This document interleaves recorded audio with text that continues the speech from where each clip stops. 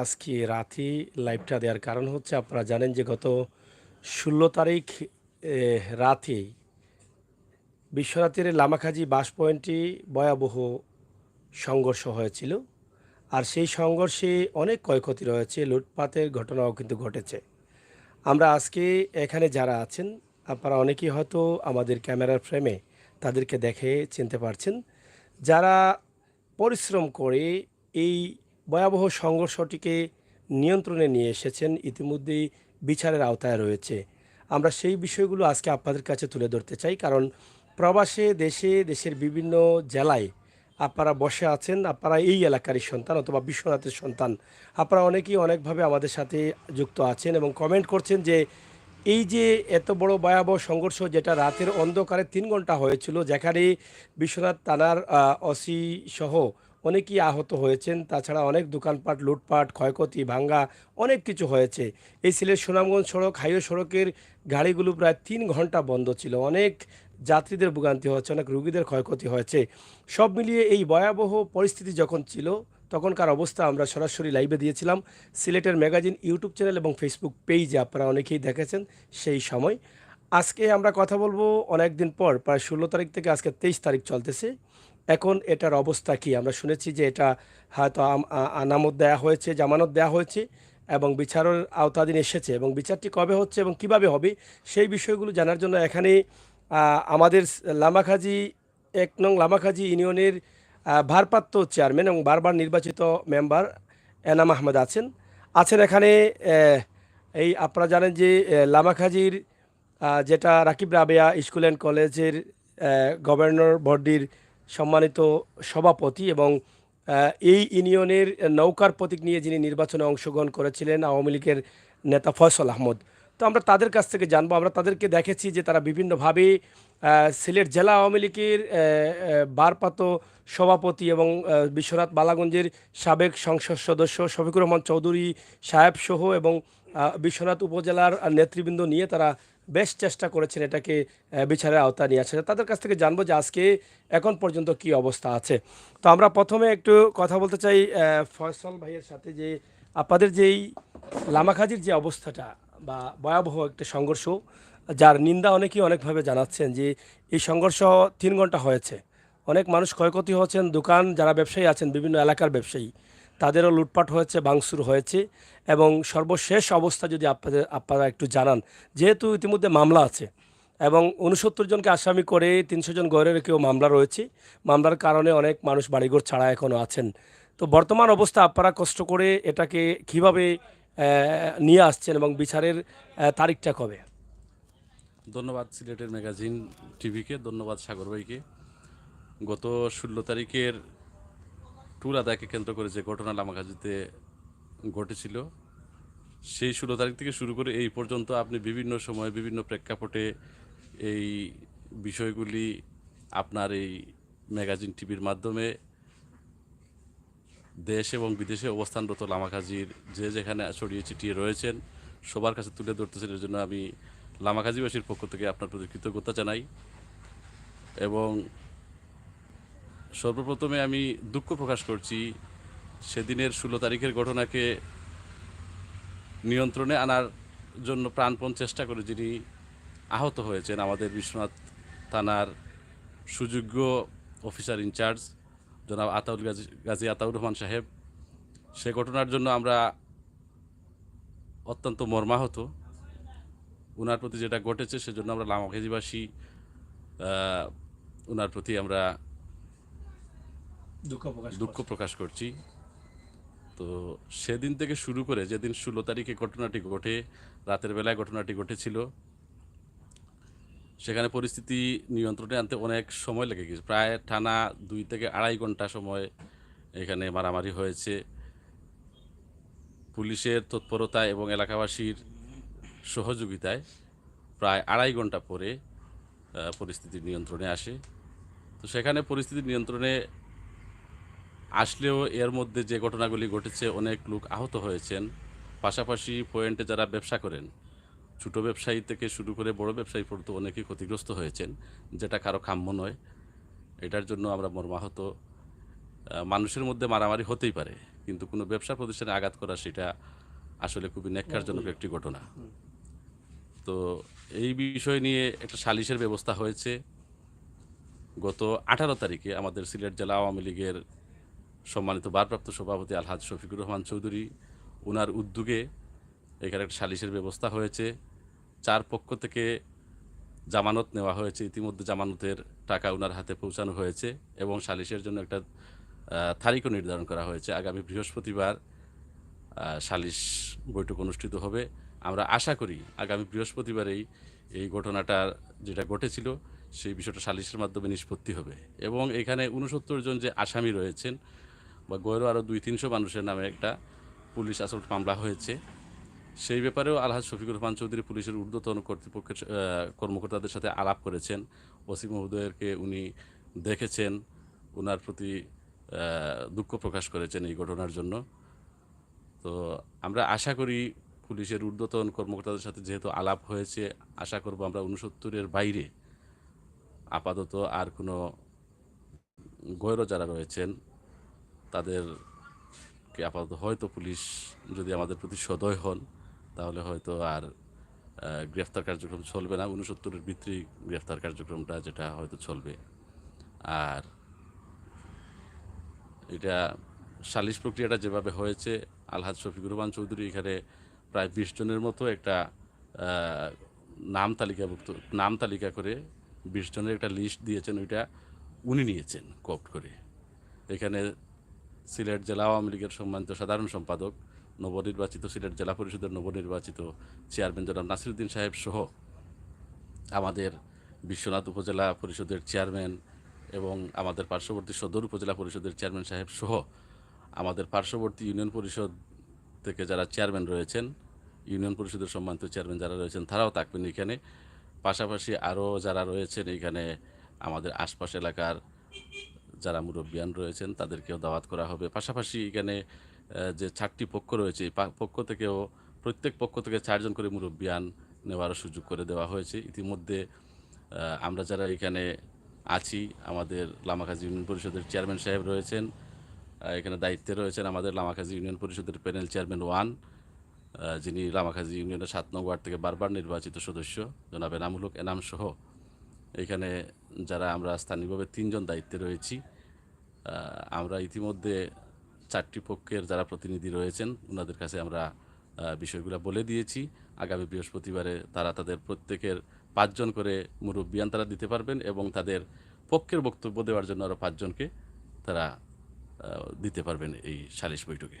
আচ্ছা ফসল ভাই, আমরা আবার আপনার কাছে আসবো। আমরা এখন এখানে লামাকাজি ইউনিয়নের প্যানেল চেয়ারম্যান এনামুল হক এনাম আছেন। আমরা আপনার কাছ থেকে জানতে চাই যে এখানে যে সংঘর্ষটি ঘটেছে সেটা মূল কারণ যেটা ছিল সেটা হচ্ছে টুল আদায় নিয়ে।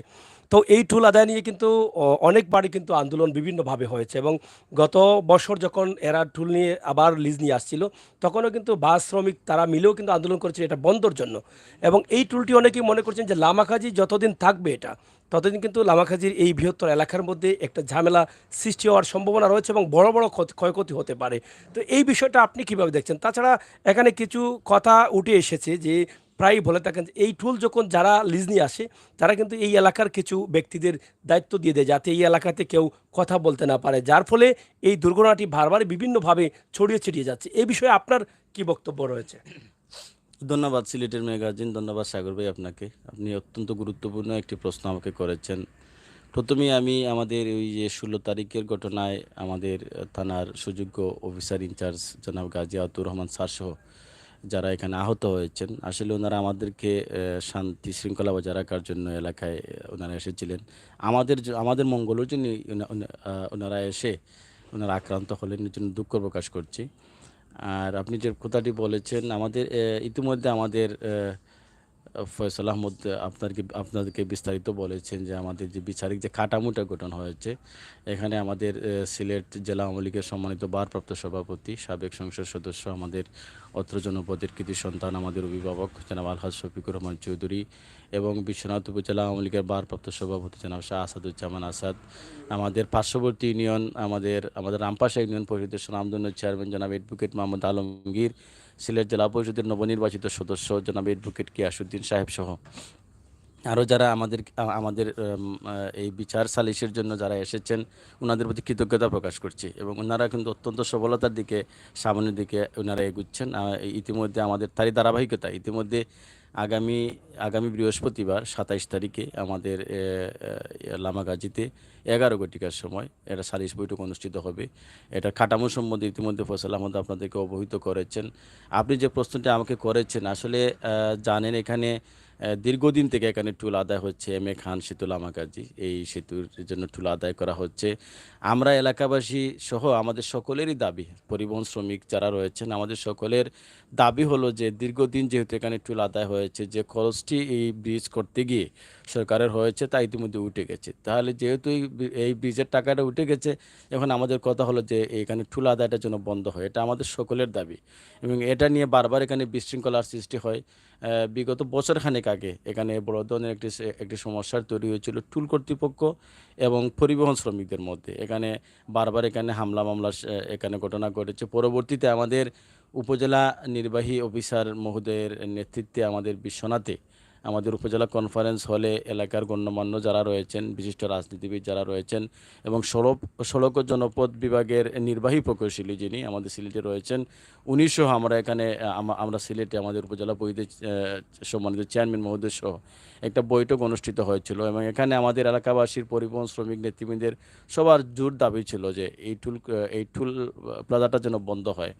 তো আমাদের নির্বাহী প্রকৌশলী যিনি ছিলেন সহজের উনি আমাদেরকে একথাটি বলেছিলেন যে এটা তো আমাদের এখতিয়ারের মধ্যে পড়ে না, আপনারা যেহেতু এলাকাবাসীর দাবি, পরিবহন শ্রমিক নেতৃবৃন্দের দাবি এবং এখানে আমাদের উপজেলা নির্বাহী অফিসার যিনি ছিলেন উনিও কিন্তু ওনাদেরকে করেছিলেন যে এই টুল প্লাজাটা বন্ধ হলে এলাকায় শান্তি শৃঙ্খলা ফিরে আসবে, সেটা যেন করা হয়। ওনার এটা সুপারিশ ছিল। পরবর্তীতে উনি বলেছিলেন যে এটা উনি মন্ত্রণালয়ে লিখবেন, মন্ত্রণালয়ে লিখের সেটা মন্ত্রণালয়ের এখতিয়ার। তো আমরা বছর খানেক চলে গেছে, আমরা সেই যে উনি যে কথা দিয়েছিলেন সেটার কোনো বাস্তবায়ন আমরা এখানে দেখতে পাইনি। আমরা বিগত দিনে গতকালকে আমরা গিয়েছিলাম, আমাদের ইউনিয়ন পরিষদের স্বনামধন্য চেয়ারম্যান জনাব কবির হোসেন দলামিয়া, ফয়সল সাহেব ছিলেন, আমি ছিলাম। আমরা যখন আমাদের ওই যে জামানতের টাকাটা আলহাজ শফিকুর রহমান চৌধুরী সাহেবের কাছে যখন পৌঁছে দিতে গিয়েছিলাম তখন আমাদের মূল দাবিটাই ছিল যে আমাদের লামাকাজি, বৃহত্তর লামাকাজির সকল মানুষের দাবি, শুধু লামাকাজি না, সুনামগঞ্জ যেহেতু সুনামগঞ্জ এলাকাটা আমাদের এই এই রোড দিয়ে যেতে হয় তাদেরকে, ওনাদেরও দাবি, আমাদের সকলের দাবি এই টুল প্লাজাটা যেন বন্ধ হয়। উনি আমাদেরকে আশ্বস্ত করেছেন যে উনি আমাদের বাংলাদেশের মাননীয় সড়ক ও জনপথ বিভাগের মাননীয় মন্ত্রী মহোদয় জনাব ওবায়দুল কাদের মহোদয়ের সাথে উনি এই বিষয়টি নিয়ে আলাপ করবেন এবং উনি বলেছেন যে জেলা পরিষদের সম্মানিত চেয়ারম্যান জনাব নাসিরউদ্দিন খানও যেহেতু আসবেন আমাদের বিচার সালিশে, ওনারা সবাই মিলে ঐক্যবদ্ধভাবে আমাদের সিলেটের যে সকল নেতৃবৃন্দ রয়েছেন ওনারা সবাই মিলে আমাদের মাননীয় মন্ত্রী মহোদয়ের সাথে এই বিষয়টি নিয়ে আলাপ করবেন এবং আমরা অনুরোধ করেছি যে প্রয়োজনে আমরাও আমাদের যেহেতু পার্শ্ববর্তী আমাদের মন্ত্রী মহোদয় আমাদের ব্রিজের পশ্চিম পাশে রয়েছেন আমাদের মাননীয় পরিকল্পনা মন্ত্রী মহোদয় এবং পূর্ব পাশে রয়েছেন আমাদের মাননীয় পররাষ্ট্রমন্ত্রী মহোদয়, প্রয়োজনে আমরা ওনাদের দ্বারস্থ হব, যেহেতু ওনারা এই এলাকার মানুষ, ওনারাও যেন আমাদের মাননীয় আমাদের যে সড়ক যোগাযোগ মন্ত্রী মহোদয়ের সাথে এই বিষয়টা নিয়ে আলাপ করেন এবং এই টুল প্লাজাটি যেন বন্ধ করার একটা ব্যবস্থা করেন। এটা বন্ধ হলে আসলে এলাকাতে অনেক ওই যে ঝামেলাটা সেটা মিটে যাবে বলে আমরা মনে করি, সেটা বিশ্বাস করি আর কি। প্রিয় দর্শক, আপনারা জানেন যে ১৯৮৪ সাল থেকে এই ব্রিজ উদ্বোধন হওয়ার পর থেকে কিন্তু টোল আদায় হচ্ছে, যার ফলে ইতিমধ্যে সোশ্যাল মিডিয়া, টেলিভিশন, বিভিন্ন ধরনের পত্রিকা, নিউজ এসেছে। আপনারা দেখেছেন যে প্রায় ৩ গুণ টাকা ইতিমধ্যে এই টুল থেকে আদায় করা হয়েছে, যার ফলে এখানে বলা হচ্ছে বারবার, এই যে এনামুল হক এনাম বলেছেন যে এই জনপদের মানুষ যারা আছেন একদম দল মত নির্বিশেষ সবারই একটা দাবি, পরিবহন শ্রমিকরা তো আছেনই, তাছাড়া প্রত্যেক মানুষটি কিন্তু বলে থাকেন যে এই টুল প্লাজাটি, এই টুলটি বন্ধ করতে হবে। আপনারা ইতিমধ্যে দেখেছেন যে আমাদের যতগুলো ভিডিও আমরা দিচ্ছি প্রত্যেকটি ভিডিওতে কমেন্ট কিন্তু একটাই আসছে যে এই টুলটা বন্ধ করা হোক, এটাই কিন্তু প্রত্যেকের দাবি। তাই এই বিষয়ে আপনার মতামত অবশ্যই কমেন্ট বক্সে লিখবেন।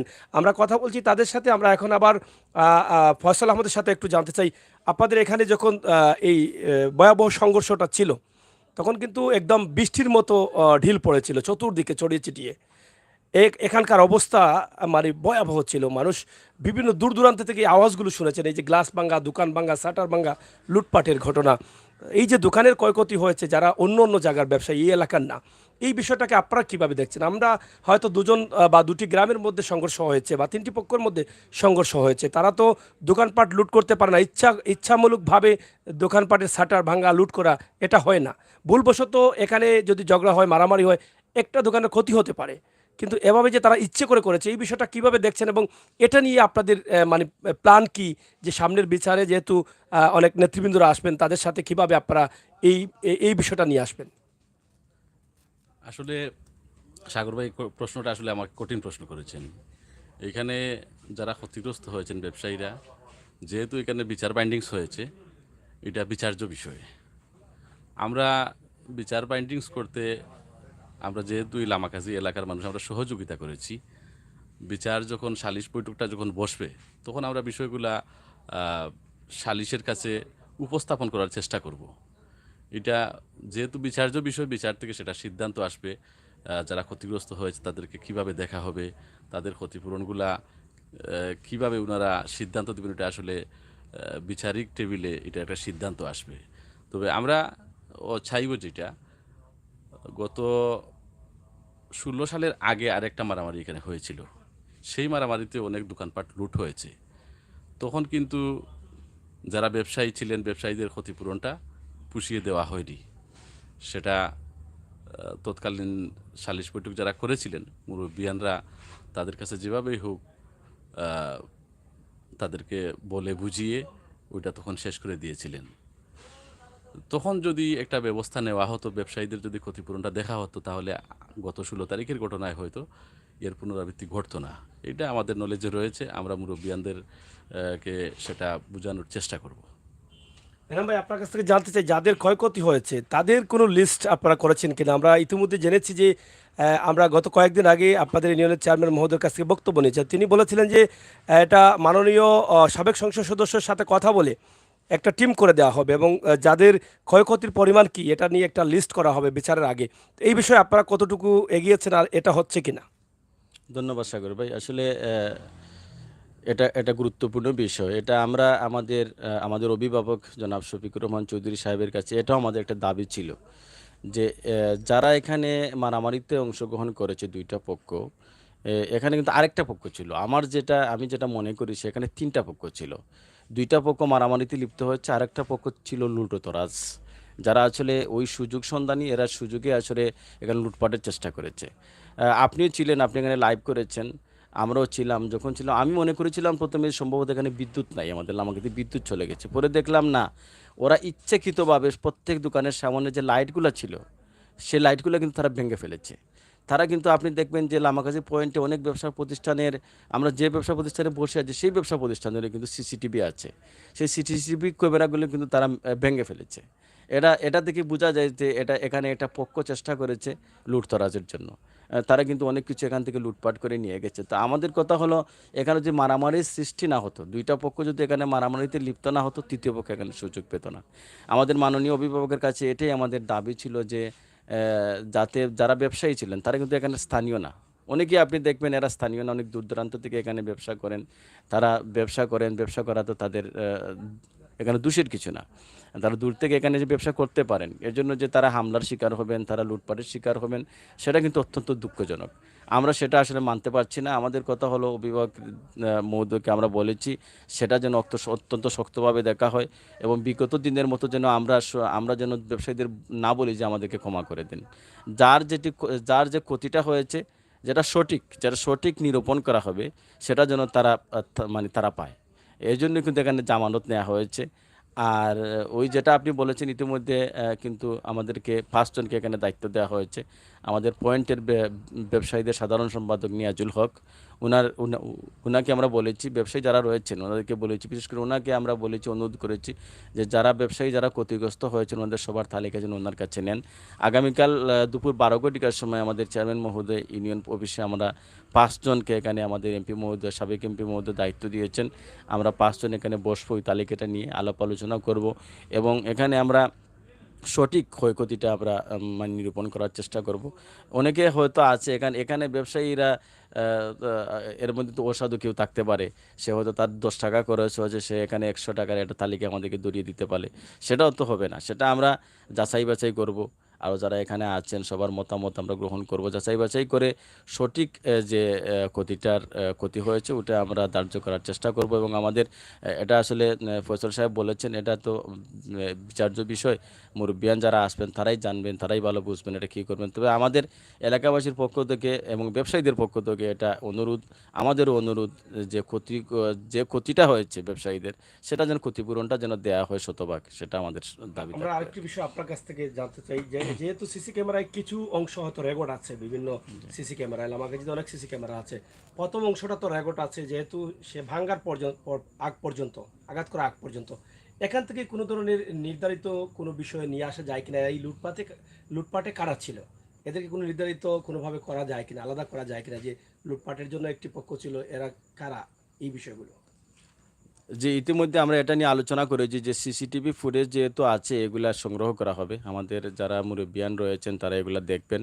আমরাও আগামীকালকে বসলে এই পয়েন্টটা নিয়ে আলোচনা করব যে সিসিটিভি ফুটেজ থেকে কাউকে শনাক্ত করা যায় কিনা। আসলে আমি যেদিন আমাদের সাবেক এমপি মহোদয় আসেন সেদিন আমি বলেছিলাম মির্জারাগাঁও এবং পাঁচগাঁও আমাদের যারা নেতৃস্থানীয় যারা আছেন, মুরব্বিয়ান যারা আছেন, আমাদের মধ্যে কিন্তু আন্তরিকতার কোনো ঘাটতি নেই। আজকেও আমরা একসাথে বসাচ্ছিলাম, এটা আমরা আলোচনা করেছি। আমাদের উভয় পক্ষের দাবি হলো যারা এখানে দোষীদের জন্য বিচার হয়, আগামী দিনে যেন মানে এ ধরনের ঘটনা না ঘটে। আপনি জানবেন এবং জানেনও যে লামাকাজি যে পয়েন্টে এখানে দুর্ঘটনা ঘটেছে, বিশৃঙ্খলা করে, সেই পয়েন্টের জন্য প্রতিনিধি আমি। এজন্য আমার আসলে খুবই লজ্জিত হতে হয়।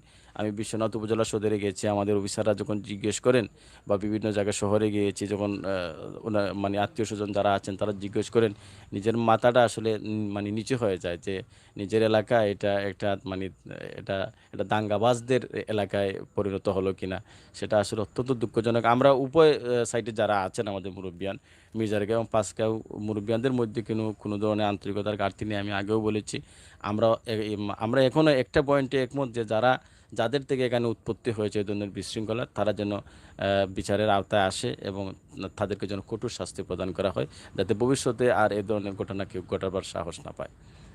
প্রিয় দর্শক, কথা বলছিলাম বিশ্বনাথের কৃতি সন্তান লামাকাজি, এই যেই জায়গায় বাস এলাকা রয়েছে সেই এলাকায় কিন্তু তাদের জন্মগ্রহণ হয়েছে এবং এই এলাকার সব কাজেই কিন্তু তাদেরকে পাওয়া যায়, সামাজিক সংগঠন, বিচার আচার সব বিষয়ে কিন্তু তারা আছেন। আপনাদের অনেকেরই পরিচিত মুখ, অনেকের ব্যক্তিগতভাবেও সম্পর্ক আছে। তারাই কিন্তু এই যে ভয়াবহ সংঘর্ষটি ছিল এটাকে বিচারের আওতায় নিয়ে আসার জন্য অনেক চেষ্টা করেছেন, নেতাকর্মীদের সাথে বারবার যোগাযোগ করে সেই রাত থেকেই কিন্তু তারা ছিলেন। আমরা সম্ভব হয়েছে তাদেরকে, অনেকের বক্তব্য নিয়েছি, অনেকে নিতেও পারেনি সেই সময়। আপনারা দেখেছিলেন সেই সময়ের অবস্থা, এখানে আহত হয়েছিলেন ভারপ্রাপ্ত ওসি কর্মকর্তা, সেই সময় পুলিশের ঢল এবং মানুষ এখানে থাকতে পারছিল না, দোকানপাট ভাঙ্গা, লুটপাট, অন্ধকার হয়ে গেছে, লাইট ভেঙে ফেলা হয়েছে। তো সেই সময়েও কিন্তু তারা ছিলেন, কিন্তু অনেকেই এই এলাকার আসেননি।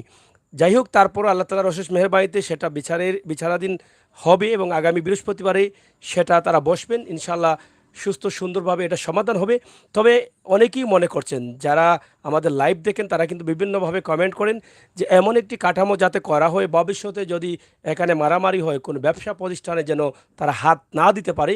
এই বিষয়গুলো করতে হলে আমার মনে হয় যে সিসিটিভি যেহেতু এই এলাকায় অনেকের দোকানে আছে, এই সিসিটিভির ফুটেজ থেকে কারা দোকানে ইচ্ছেমূলকভাবে আঘাত করেছে, লাইট ভেঙেছে, এগুলো যদি বের করা যায় তাহলে আমার মনে হয় এটা আরও কঠোরভাবে একটা ব্যবস্থা গ্রহণ করতে পারবেন তারা। তো ফয়সাল ভাই, আপনার কাছ থেকে জানতে চাই সর্বশেষ, আমার অনেক দর্শক হয়তো আছেন লাইভে, তারা দেশ বিদেশ থেকে দেখছেন, এই টুল নিয়ে লামাকাজি এম এ খান সেতুর টুল নিয়ে কিন্তু অনেকের অনেক বক্তব্য রয়েছে। অনেকেই বলে থাকেন যে এই টুল বন্ধ করার জন্য আন্দোলন ডাক দিলে আমরা প্রবাস থেকে চলে আসব, বিশ্বনাথ থেকে আসবো, হবিগঞ্জ থেকে আসবো। কারণ এই জনপদ দিয়ে যেহেতু সাতক শিল্পনগরী রয়েছে, সুনামগঞ্জ অনেক কিছু আটাঙ্গুয়ার হাওয়া রয়েছে, অনেক সময় দেখা গেছে এখানে অনেক পর্যটকরা এসেও কিন্তু ঝামেলায় পড়তে হয় বিভিন্ন কারণে। তো আপনার বক্তব্য কি আসলে এই টুলটি নিয়ে, আপনার কি বক্তব্য রয়েছে বন্ধ করাটা? তাছাড়া কিছু কথা জনমুখে যেটা শোনা যাচ্ছে যে এই এলাকার মানুষদের দায়িত্ব দেওয়ার কারণে এখানে কিন্তু এই বিশৃঙ্খলাটা একটু বড় আকারে দেখা দেয়। তো এই বিষয়ে যদি ছোট্ট করে দুই একটি কথা বলেন, এই বিষয়টা নিয়ে আপনারা কি সালিশ বৈঠকে কোনো ধরনের কথাবার্তা বলবেন? ধন্যবাদ সাগর ভাই। এটা টুল বন্ধ হওয়া নিয়ে যে বক্তব্য রয়েছে, মানুষের মধ্যে যে উচ্ছ্বাস রয়েছে, এটা দীর্ঘদিন যাবৎ একটা মানুষের দাবি। এই দাবিটা ইতিমধ্যে গণদাবিতে পরিণত হয়েছে। বৃহত্তর আমাদের সিলেট জেলার একটি অংশ আমরা, পাশাপাশি বৃহত্তর সুনামগঞ্জ জেলার মানুষের যাতায়াত এই দিকে। তো চৌরাশি সালে এই ব্রিজটি উদ্বোধন হয়। আর টুল প্রথাটা শুরু হয়েছে 89-90 থেকে। এ যাবৎ পর্যন্ত টুল আদায় প্রক্রিয়াটা চলমান রয়েছে। তো আমাদের মধ্যে একটা যেটা আমরা আসলে সময় মতো আন্দোলনে যেতে পারি না, এটা আমাদের একটা ইয়ে রয়েছে। ধরেন আগে ছিল 100 না লিজ হতো ব্রিজটা। গত 2000 মানে এই যে শুরু হয়েছে গত বছর থেকে, গত 2021 সাল, 21 সালে যে লিজটা হয়েছে, এর আগে 3 বছরের প্রথাটা তখন থেকে শুরু হয়। 21-এর আগে সম্ভবত 17 অথবা 18 সাল থেকে 3 বছরের একটা প্যাকেজ করে ওইটা লিজ দেওয়া হয়। এর আগে কিন্তু 100 না লিজ ছিল। তো আমরা আসলে আমাদের আন্দোলনটা একটা সময় মতো আন্দোলন করার দরকার। লিজের শেষের দিকে মাস 2 অথবা 3 মাস সড়ক ও জনপথ কর্তৃক কিন্তু এই লিজটা কালেক্ট করা হয়। তখন আমাদেরকে আন্দোলন করার দরকার, তখন আমাদের সরকারের ঊর্ধ্বতন মহলের সাথে যোগাযোগ করার দরকার যে এইখানে এই এলাকার বিশৃঙ্খলা এড়ানোর স্বার্থে, পাশাপাশি যেহেতু এই ব্রিজটার ব্যয় যেটা ছিল তার চাইতে অনেক বেশি সরকারের এখানে ফান্ড আদায় হয়েছে, সেই হিসাবে এই টুলটা যাতে বন্ধ করে দেওয়া হয়, এই মেসেজটি আমাদেরকে সময় মতো সরকারের ঊর্ধ্বতন কর্তৃপক্ষের কাছে, ঊর্ধ্বতন কর্তৃপক্ষ বলতে এখানে এই টুলের সম্পূর্ণ এখতিয়ারটা হচ্ছে আপনার সেতু মন্ত্রণালয়ের। আমাদের সড়ক জনপথ ও সেতু মন্ত্রণালয়ের মন্ত্রী হচ্ছেন আমাদের জনাব ওবায়দুল কাদের সাহেব। আমাদের ইতিমধ্যে এনাম বলেছেন যে গতকালকে আমাদের অভিভাবক আলহাজ শফিকুর রহমান চৌধুরী বলেছেন উনার ব্যক্তিগতভাবে একটা খুব ভালো সম্পর্ক রয়েছে আমাদের সেতু মন্ত্রীর সাথে। উনি কথা বলবেন এবং আমাদের জেলা পরিষদের নবনির্বাচিত জেলা পরিষদের চেয়ারম্যান নাসির ভাইও এ ব্যাপারে সেতু মন্ত্রীর সাথে আলাপ করবেন। আমরা চাই যে এটা শুধু শ্রমিকদের দাবি নয়, এটা ইতিমধ্যে গণদাবিতে পরিণত হয়েছে। আমরা এই সর্বস্তরের মানুষের দাবির সাথে আমরা একমত। এই টুলটা বন্ধ সরকারের পক্ষ থেকে করে দিলে সেটা এলাকার জন্য মঙ্গল হবে, পাশাপাশি মানুষ অনেকটা প্রশান্তি পাবে।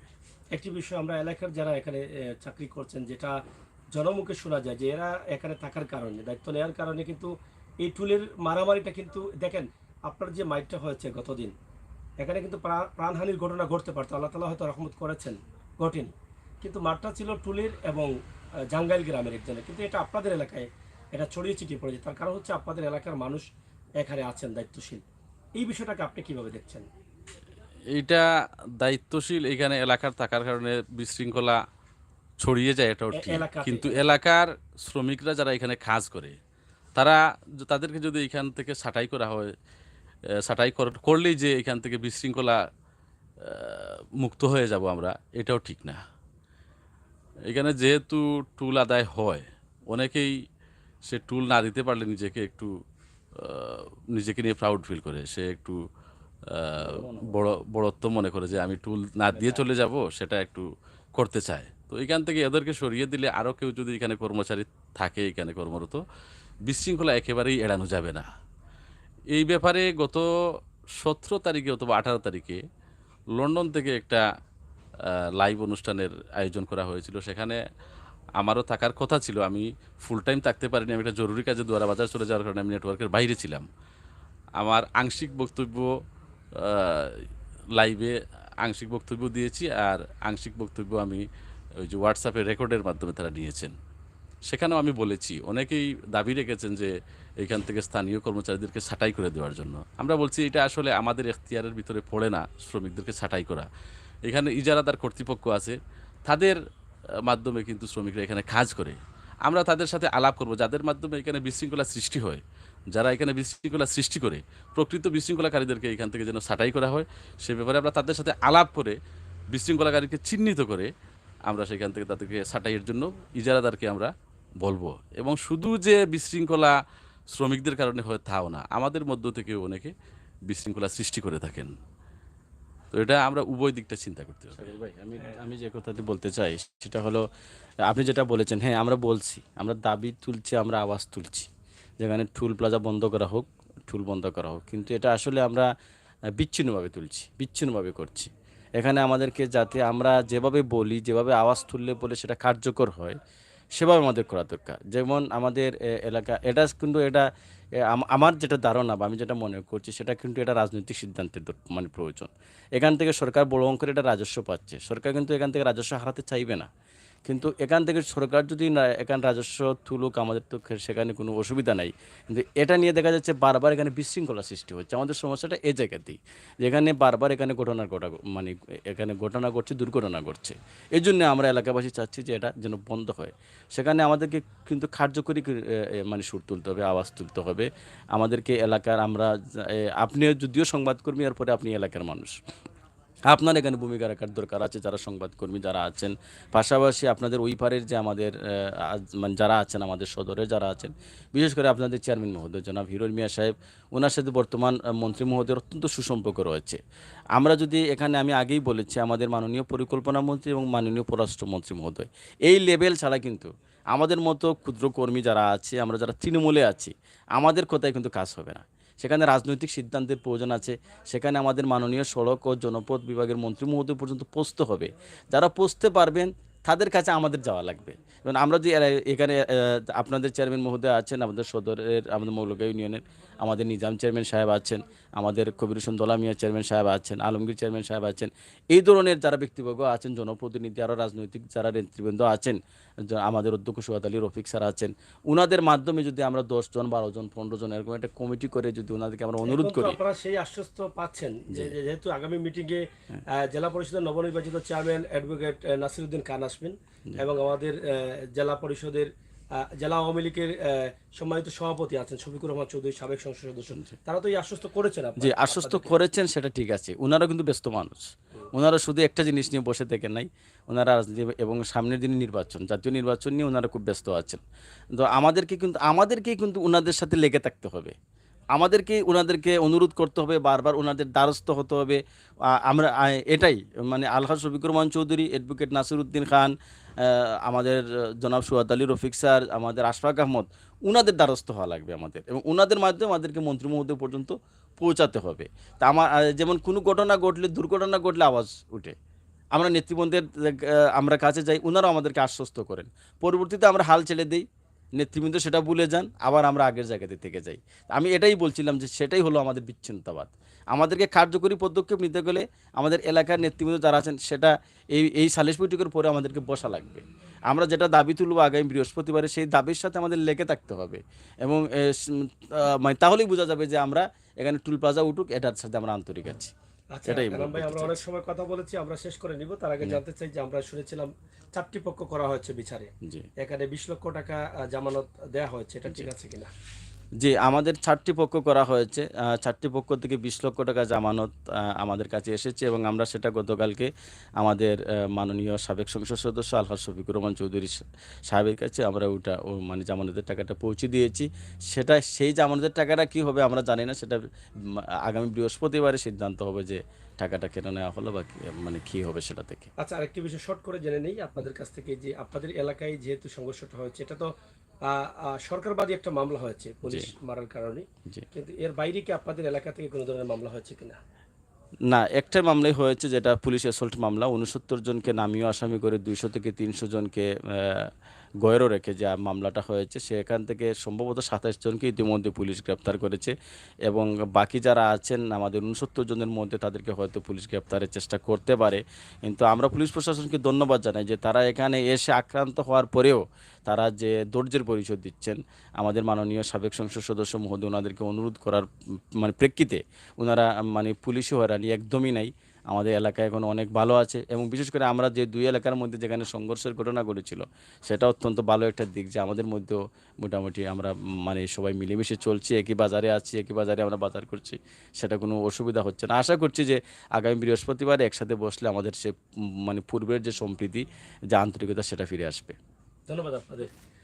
প্রিয় দর্শক, কথা বলছিলাম বিশ্বনাথ থেকে। বিশ্বনাথের লামাকাজি বাস পয়েন্টে গত 16 তারিখ রাতে যে অনাকাঙ্ক্ষিত ঘটনাটি ঘটেছিল, সেই জন্য সবাই দুঃখ প্রকাশ করছেন। আমরা আজকে সেই বিষয়ে জানলাম যে এটার জামানত নেওয়ার পরে কবে বসা হচ্ছে, কবে এটার মীমাংসার জন্য তারা আসবেন এবং এই বিষয়গুলো জানার জন্য কিন্তু আপনারা অপেক্ষায় ছিলেন।